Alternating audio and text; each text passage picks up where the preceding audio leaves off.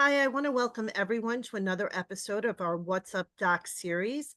And tonight, we're so lucky to have with us Tracy Schmidt. She's a fertility coach. Welcome, Tracy, to our show. Oh, thank you so much for having me, Meredith. Please tell me a little bit about yourself and how you help people. Perfect. So I am currently 47 years old. I live outside of Philadelphia with my husband and my two daughters, who are 4 and 3. And I have always been into health and wellness. I don't really understand or remember when it started, but I just always remember just having just an interest in it. And when I was in my early 20s, I lost my parents to diseases. My dad suffered a lot, and I was 21 when he passed away, and then 24 when my mom passed away from pancreatic cancer. And that's really what so like lit the fire in me to learn about health and wellness and how to improve the quality of life and living a long life. And I started studying then, and from there, just learned more and more over the years. And then, if you fast forward to my late 30s, I got married to my husband Ryan. We wanted to have a family right away. Unfortunately, it didn't happen quickly for us. I was dealing with a fibroid at the time, so I was under the care of my OBGYN and then a reproductive endocrinologist. And she finally got the fibroid taken care of for me, but she wanted me to go right into fertility treatments because I was 39 at the time. And she's like, this is your best shot. So I started the Clomid cycles and without success.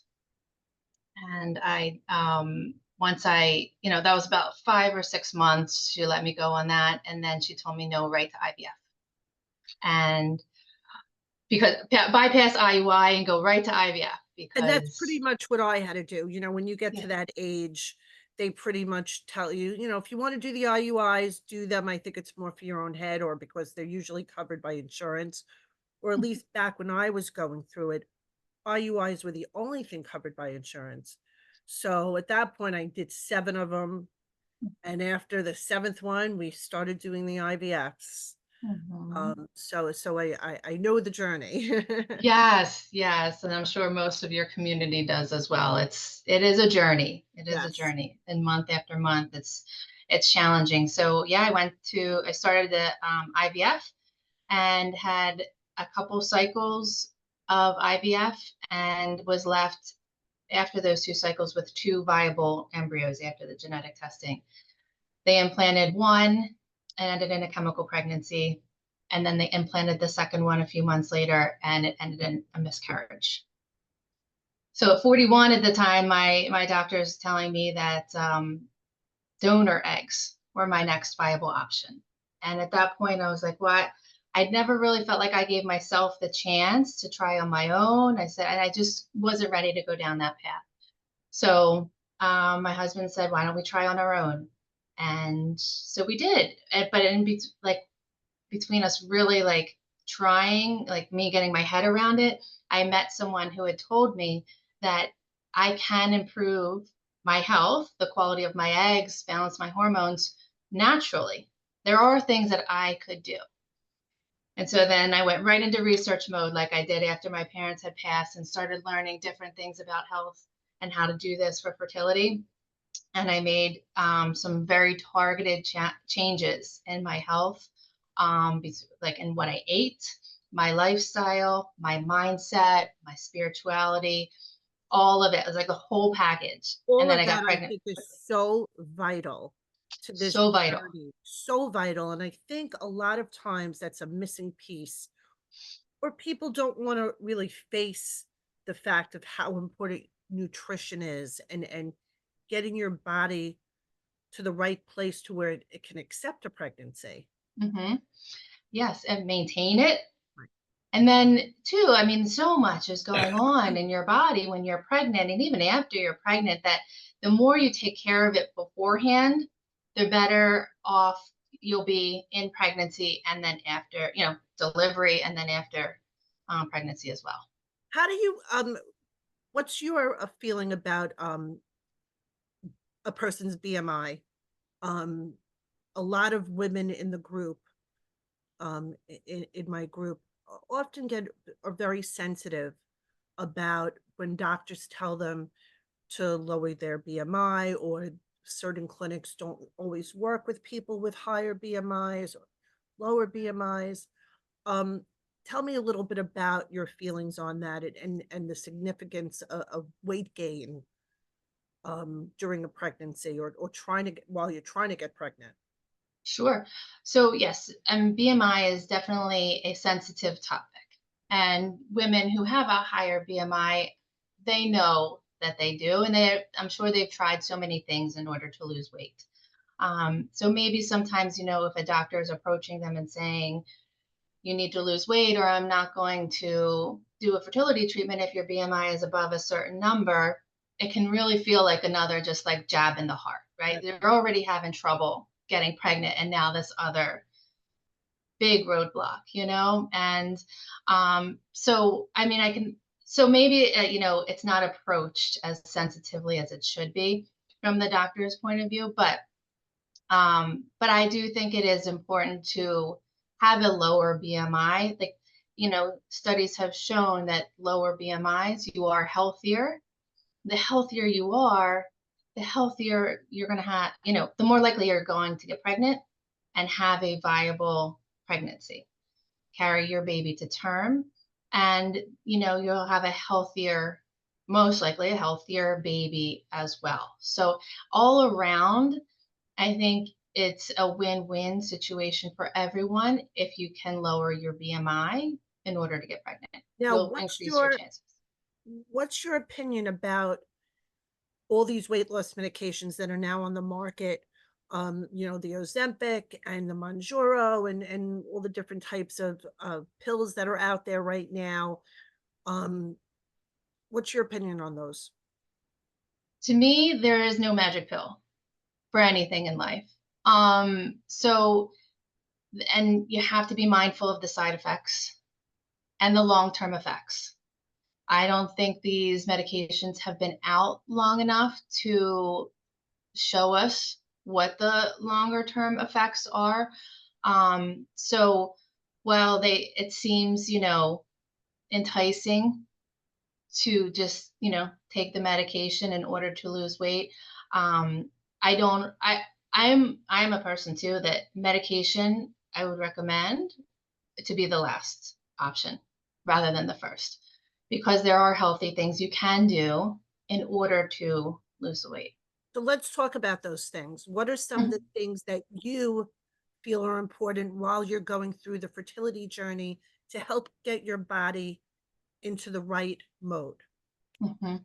Yeah. So, like I said before, what I worked on, those four pillars, I believe, are very crucial for everyone too. It's, your diet, your nutrition, your lifestyle, your uh, mindset, as well as spirituality. I think of it as like a four-legged stool, and as you said, like there's equal part, like they're all important.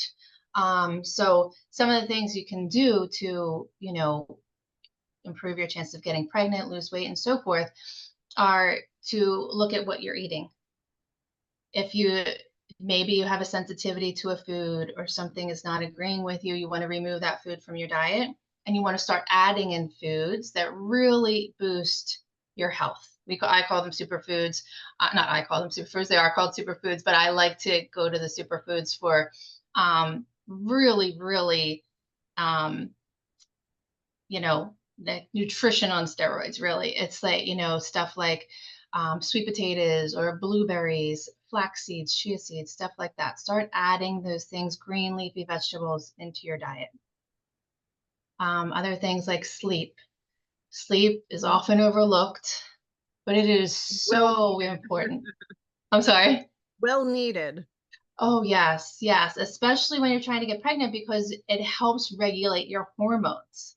So you want to make sure that you're getting the 7 to 9 hours a night, and regular sleep too, like going to bed at the same time every night, waking up the same time each morning. Then your body will get into a rhythm, and it'll truly help out your hormones too. One of many things that will help. Um, Managing stress is key. Now, it's already stressful when you're trying to get pregnant and it's not happening for you, but there are things you can do to help alleviate stressors in your life.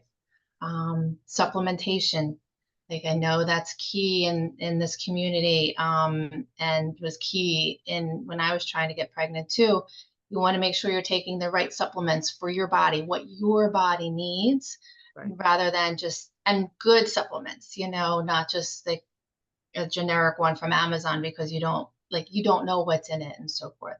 So those are just some of the few key things to focus on.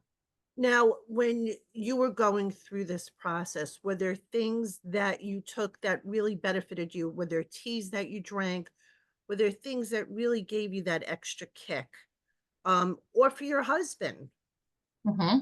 Yeah. So for me, what I did is another superfood is mushrooms. So I drank at night chaga tea, CHAGA tea. It's not the greatest tasting tea, so, but it is a superfood and it kind of tastes like dirt, to be honest with you. It's a mushroom tea, but 1 cup a night doesn't, do it, you can get it down. Other teas like nettle leaf or dandelion, those are good to help cleanse your liver. And then my husband too. Yes, there are things. My husband is not a vegetable guy, so I do all the cooking. So we ate, gave him as healthy as meals as possible. But I also gave him supplements too. And zinc is very important to help sperm, penetrate the egg. So I gave him a probiotic that had zinc in it. So interesting you said that when my husband and I were going through this, Mhm, and it was pretty much our last time for him to give his sperm and do everything. I also went to the health food store and got him some type of probiotic to take mhm, for men. I think it might have helped.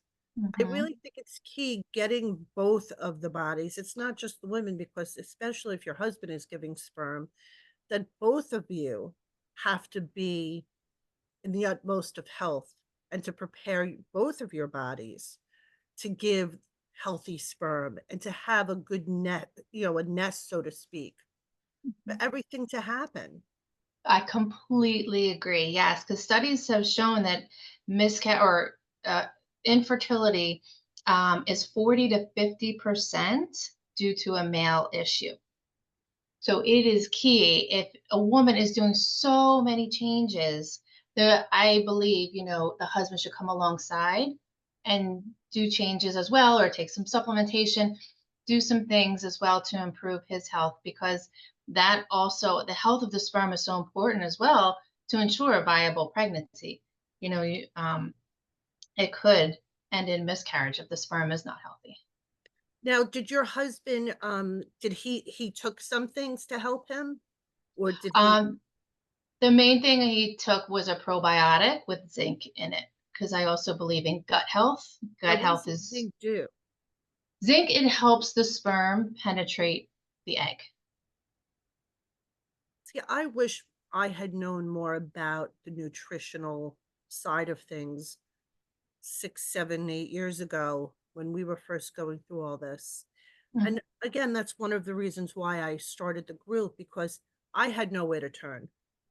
mhm, 7, 8 years ago, we didn't have a lot of these communities to right. kind of turn to. And for me, going down the donor path, which is what I ended up going down, Mhm, I kind of look back and think, had I known this, or had I known this piece of information, and while I'm very blessed in my mhm, journey, I always keep that in the back of my head. Had I known more about nutrition, um, had my husband known more about nutrition, I wish they had made people go to a nutritional counselor. To me, I think that's so vital, and I think that's often a piece that's missing when people are going to these fertility clinics, that sometimes they only send them for one visit to a nutritionist, or it's just part of the program. mhm. But I really think that people shouldn't get so offended by doctors talking about their weight. Um, I feel that it's so hard to get the weight off, especially as you get older. And gaining an extra 20, 30 pounds sometimes, that's a lot of extra weight on the body. And Mhm. and if you can protect yourself from gaining maybe a few of those pounds, you're really doing yourself a good service. At Mhm. least that's what I think. Yes, no, I agree. I agree. And when I was going through my IVF treatments and even the Clomid um, protocol as well, I asked my doctors, what can I do in order to improve? Like, let me do something. I wanted to, like, I was jonesing to do something to help my chances. And one doctor told me CoQ10. She just like handed me a pack. So here, I hear this helps. It's just really in passing. And And I that's what was I like, took, CoQ10. yeah, yeah. So I was like, okay, all right, well and then I got a different doctor for the IVF, and he said acupuncture. So I did acupuncture during that too, and I truly believe that acupuncture does help, and I truly You believe that do believe in CoQ10. acupuncture. Yes, I do. I do. But I think I think it's like a whole package though. Like my one doctor was sending me down like one like small, small path, and the other doctor a path too. I think acupuncture is a little bigger than taking, one supplement. But I feel like, and what I did when I finally got pregnant is did so many different things to really boost my chances of getting pregnant, you know. Now, after your pregnancy, did you have to lose a lot of that pregnancy weight? Was it very difficult for you? Um, It wasn't too difficult. It came off gradually. I mean, it took a little longer than I thought it would. But by when my daughter was 1 year old, that's when I got pregnant with my second daughter, and I was probably at that point back to my pre-pregnancy weight. And then after my second, I was able to nurse her, and the weight came off a lot faster. Still took again, a little longer than than I had hoped. Of course, we all, hope mhm. for it to come off like that. But even after her, it just other health changes. I'm lighter now than I was even before I got pregnant 5 years What's ago. your opinion about alcohol during the fertility process? Did you consume alcohol? Did you have any issues with it? Did you completely stop it? Do you believe in completely ceasing any social type of activities um, while you're going through the process? A lot of people say, "Oh, I drank, or I had a cigarette, I was fine, or my mother drank through my pregnancy, I was fine." I want to hear your opinion on all of that. Mhm.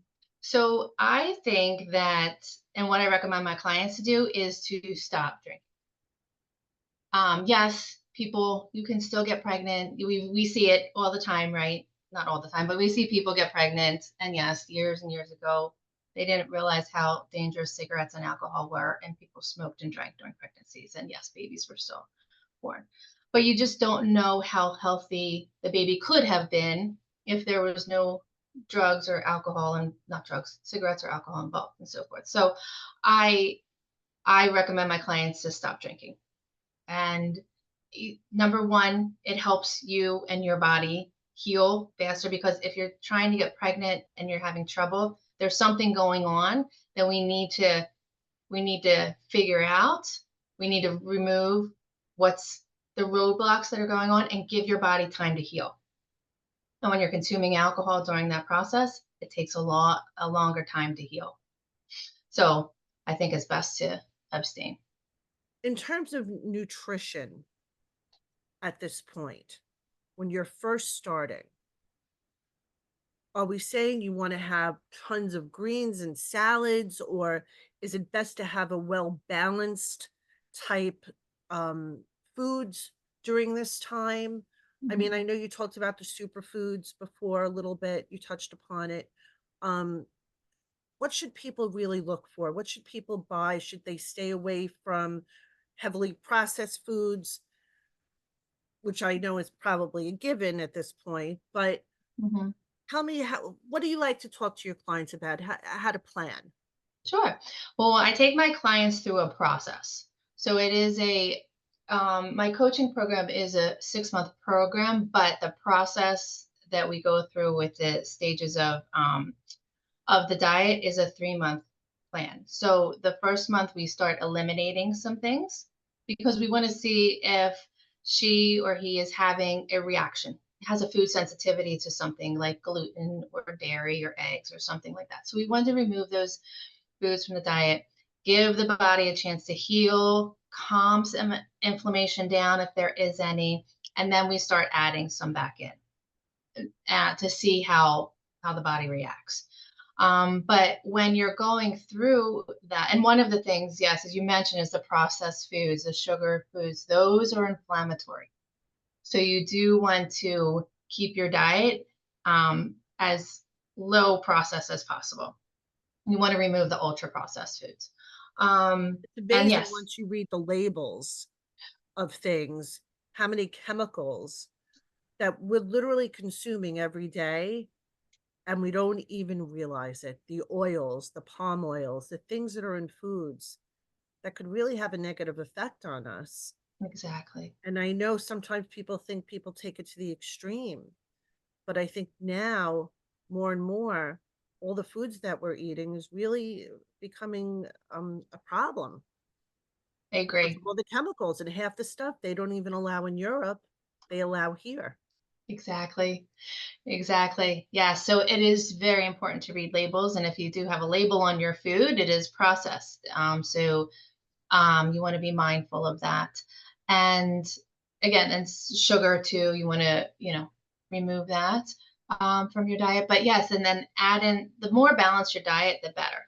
Yeah. Yes. And people like to eat seasonally too. You know, some people, I personally am one of these people who crave salads in the summer, but in the winter, I rarely eat a salad because it's Right. cold and it's cold out, and I tend to go more towards like, the warmer vegetables and so forth. But, what I encourage my clients to do is to find stuff that they like. You like to have salads in the winter? That's great. That's wonderful. Eat salads in the winter. But yes, you want to have, on your plate, you want to have some protein. Protein's going to be great to keep you full longer. You definitely want some fiber within the vegetables and fruits, and a little bit of the starch. Tell me about, let's talk about marijuana. It's everywhere. It's Mhm. pretty much legal everywhere. What are your opinions about that? I know a lot of, people have mixed opinions. Some people will take it because it helps relax them and they say, well, this is such a stressful situation. What's your opinion? Marijuana, as in smoking it or taking the All the above. pills. Okay, well, definitely not the smoking kind. You don't you both male and female want to stay away from that. And as for like the pills and so forth, I just don't think there's enough information again out there to say one way or the other. If it's there are some other ways to reduce stress in your life that than to take a pill. What are some of the Yes, ways? Give me, let's talk about that. Let's talk about yes, some good stress techniques to maybe help everyone going through this calm down a little bit. sure, definitely. One of my favorites is breathing techniques. There are different types of are you familiar with them at all? No, Yeah. please Okay. enlighten us. Okay. So there are a couple breathing techniques that I really love. And in addition to even just like deep inhales and exhales. And I use these still to this day to help me fall asleep at night. But there is something called the 4-7-8 breath. And you can Google it. Dr. Andrew Weil is the one I normally go to watch a YouTube video to explain it. But you breathe in for 4, hold it for 7, and then breathe out for 8.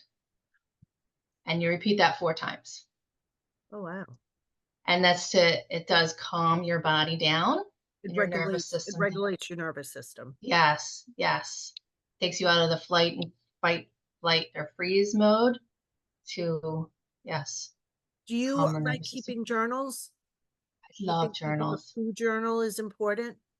I do, yes, and I definitely recommend my clients to keep a food journal too, because once you, for a few reasons. One is if you have a reaction to a certain food, you want to be able to track that. Right. Two is because once you start seeing positive results, a couple months down the road or a year or two down the road, you want to repeat those results, you have something to look back on.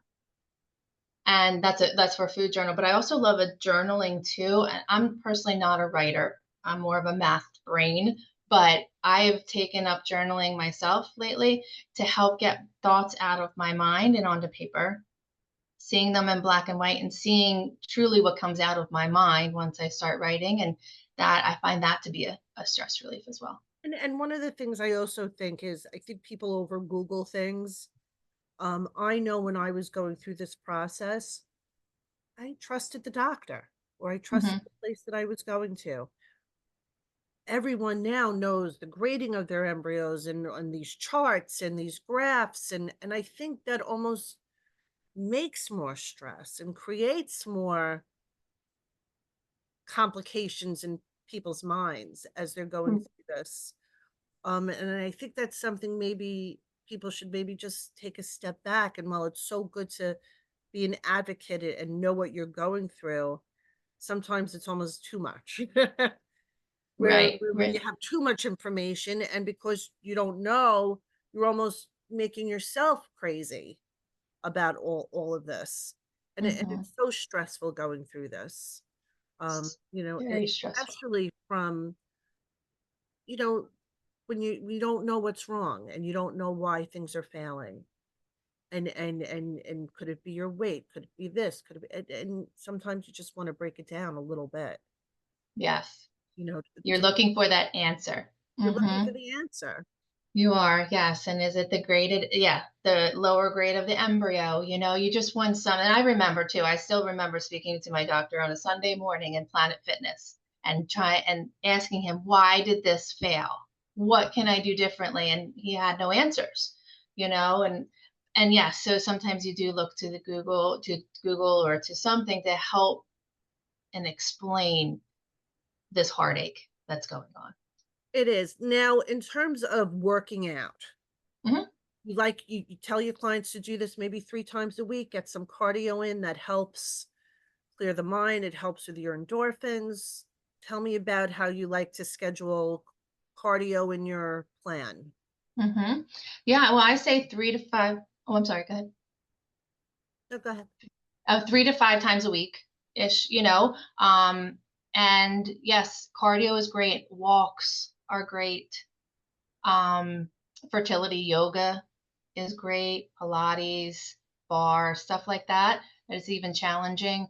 There is also strength training is also very good for your body, because you want to build muscle and so forth. That is also important. But one thing that I do caution is for individuals to stay away from the high intensity, the hit stuff.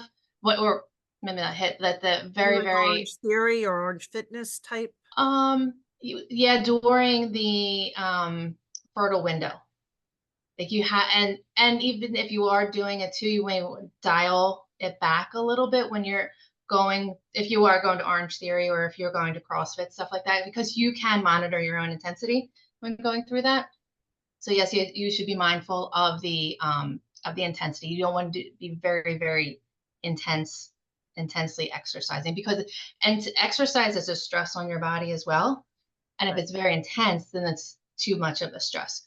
Oh, But so it could almost have a negative, so if you kind of go a little too I mean, I guess like everything else, but if you go a little too high with the intensity, it could have a negative effect on the body. exactly. Ugh, it's like Hmm. no winning. I, I know. So There's stay in no the middle. winning. Stay in the middle. But So yeah, there. what are some top things that we can kind of take away from all of this?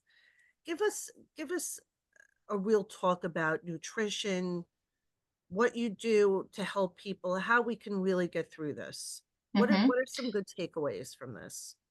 Perfect. So yes. So as we talked a lot about, yes, what you eat, what's on the end of your fork does matter. It matters in trying to get pregnant. It matters in, your longevity as a whole as well, how you feel day in and day out. So food is so important. Um, and if you're struggling to get pregnant, then there's something standing in your way. So we want to figure out what that is. And there are several things that I use to help my clients figure out what could be the underlying cause, and then we tackle one by one You to can remove do them. this virtually with people. You can help people no matter where you are. So what do people do? They just contact you and you could set them up on a plan. Tell us Mhm. how that works.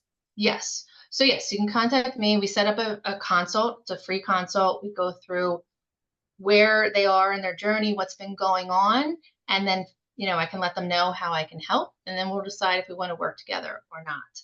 And then when we work together, it's a 6-month program where we meet once a week through Zoom. So, yeah, you can be anywhere.